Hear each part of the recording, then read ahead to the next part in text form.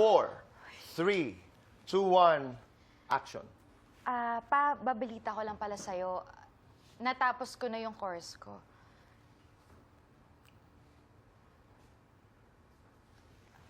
And then, Sinabi ko lang po sa inyo kasi di ba yung... hindi ba dapat? Matapos ka sa course mo, pinag-aral kita, gumastos ako.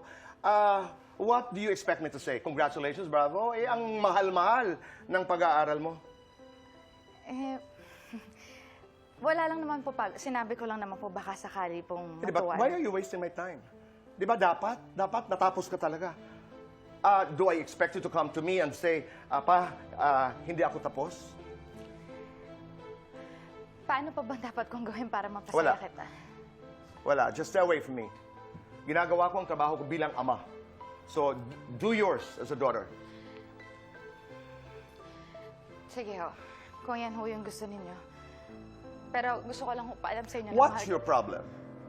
Ano bang problema mo? Ano bang problema mo? Kulang pa ba ang ginagawa ko? Baka dapat po ikaw yung tanungin ko pabalik. Kulang pa po ba? Oo, kulang. Kulang na kulang na kulang na kulang. So, what's your problem? Alam mo yun. Sana po kayo alam niyo yun. Kayo ho yung problema ko.